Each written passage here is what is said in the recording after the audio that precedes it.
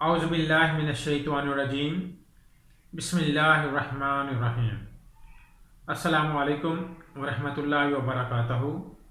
حکیم محمد الطاف مستند government Tibbiya college Bahawalpur. ناظرین، آج کا جو میرا موضوع ہے وہ ہے سردیوں میں فالج اور ہارٹ اٹیک کیوں ہوتا ہے اور اس سے کیسے بچا جا سکتا ہے یا اس کی حفاظتی تدابیر کیا ہیں، کیونکہ سردیوں میں فالج اور ہارٹ اٹیک میں اضافہ دیکھنے میں آتا ہے۔ اس لیے اس کا بچاؤ کیسے ممکن ہے یہ میں آج آپ کو بتانا چاہتا ہوں۔ سردیوں میں جن لوگوں کو رات کے وقت پیشاب زیادہ آتا ہے وہ جب گرم بستر سے اٹھ کر باہر آتے ہیں تو باہر شدید سردی کی وجہ سے درجہ حرارت میں یکدم تبدیلی آ جاتی ہے، کیونکہ جب وہ بستر میں لیٹ رہے ہوتے ہیں تو اس وقت ان کا جو ٹمپریچر ہے، جو درجہ حرارت ہے وہ اور ہوتا ہے۔ جب وہ بستر سے اٹھنے کے بعد یکدم ہی باہر آتے ہیں تو وہ شدید سردی کی وجہ سے ٹمپریچر بہت کم ہوتا ہے۔ یہ ٹمپریچر کے اپ ڈاؤن ہونے کی وجہ سے یہ فالج اور ہارٹ اٹیک کے 90% چانسز بڑھ جاتے ہیں۔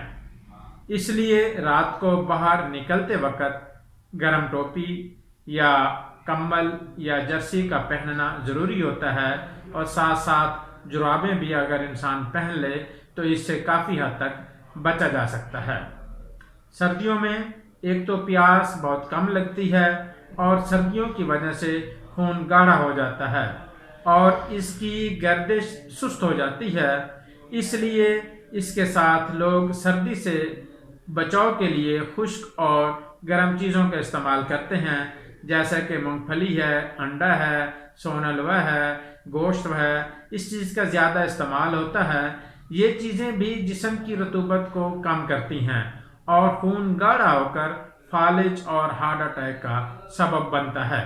اس لیے سردیوں کے موسم میں جو موسمی سبزیاں ہوتی ہیں جیسے کہ مالٹا ہے، سنگترا ہے، کینو ہے، گاجر کا جوس ہے، موسمی ہے، موسمی سبزیاں ہیں، ٹینڈا ہے، چکوترا ہے، ان چیزوں کا استعمال زیادہ کرنا چاہیے تاکہ خون پتلا رہے۔ اور اس کے ساتھ ساتھ ایک میں آپ کو قہوہ بتانا چاہتا ہوں، اس قہوہ کا بھی استعمال کریں تو انشاءاللہ اس سردیوں کے موسم میں فالج اور ہارٹ اٹیک سے بچا جا سکتا ہے۔ اجوائن دیسی آپ نے 1 گرام لینی ہے، ادرک 1 گرام لینی ہے، اس کے ساتھ ساتھ سونف آپ نے 2 گرام لینے ہیں۔ یہ آپ نے 1.5 سے 2 کپ پانی ہو اس میں اس کو ابوائل کرنا ہے۔ جب 1 کپ پانی بچ جائے تو اس میں ہلکی سی چینی ملا کر آپ نے اس کو صبح اور شام نوش فرما لینا ہے۔ اس سے انشاءاللہ ایک تو آپ سردی سے بھی محفوظ رہیں گے، ساتھ ساتھ فالج اور ہارٹ اٹیک کا جو سبب بن رہی ہے سردی، اور اس سے بھی آپ انشاءاللہ محفوظ رہیں گے۔ اللہ حافظ۔